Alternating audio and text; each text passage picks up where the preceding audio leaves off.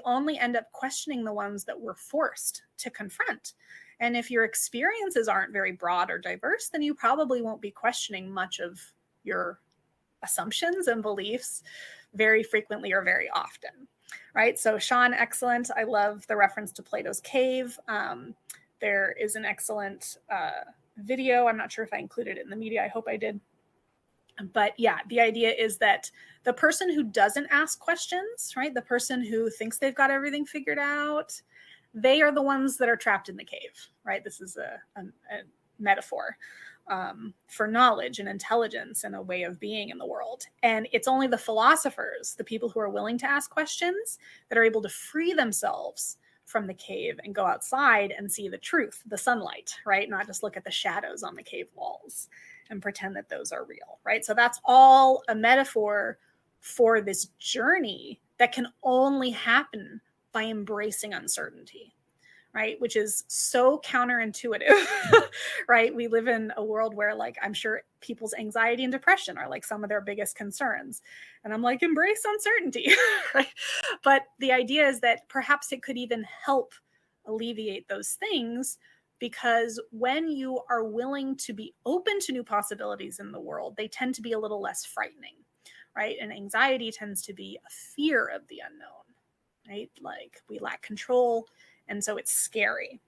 And unfortunately, it's the fear of the unknown that I think drives a lot of the things we wish could be different in the world, right? So exploring those questions, being willing to ask them, he says, is not just going to change your thinking, it's going to change the way you act in the world, right? So this is, again, that bridge between the things we think and the way that we act. And my favorite line in this reading, it's, again, could not be more relevant than this moment in time, is when he says that the person who engages in this kind of questioning, right, this philosophical contemplation, he says that they will become citizens of the universe, not of one walled city at war with the rest, right? So I don't know about you, but I would much rather be a citizen of the universe, right, than just cordon myself off into a rosy bubble of whatever I decide I want to believe, okay? Now, if that might work for some people, that's totally fine. This is all about you and choosing what you're willing to explore. But we will be exploring a lot of heady stuff in this class. And so these terms will just help us keep track and organize those questions. Again, it's not my job to tell you what the right answers are. We will merely be exploring lots of possible answers, and hopefully through that process, right, your minds will open and you will either end up being really confused or be very excited about all the new possibilities.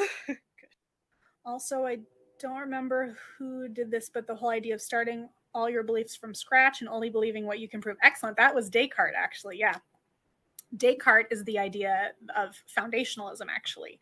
And so he's the French philosopher who sat in the armchair and basically tried to deconstruct everything that he thought he believed.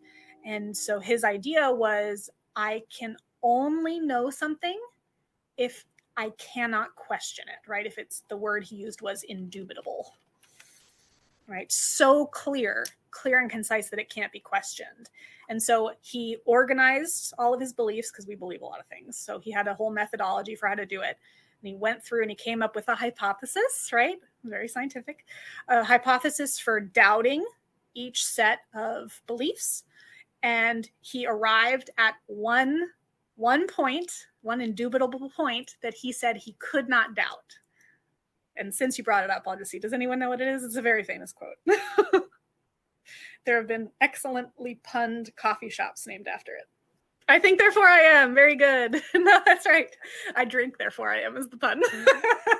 That's just a great bar or restaurant, cafe thing. But yes, I think, therefore I am, right? Because the idea is that doubting is a form of thinking. So even if you're doubting your own existence, there's still a being in existence that's doing the doubting, right? That's the short version. So you can't doubt it, right? It's a vicious circle, because the doubting is the doubt, is the thinking. So yeah, and then from that, he rebuilt his whole system of knowledge on that foundation. It's a very important signifier. And actually, our book is going to do a great job of connecting figures like Descartes, and another big important figure was David Hume. there's going to be a lot of important comparisons of note, right, between the Eastern philosophies we're going to look at and the philosophies that are more well known in the West, but that came many years later, right? So a lot of these Western guys are given credit for ideas that, we could say Eastern philosophers maybe came up with versions of long before.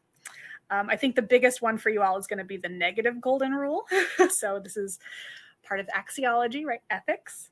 And it's how we treat other people. Most of you are familiar with the golden rule, but in Eastern philosophy, we're going to see the negative golden rule and talk about the differences there.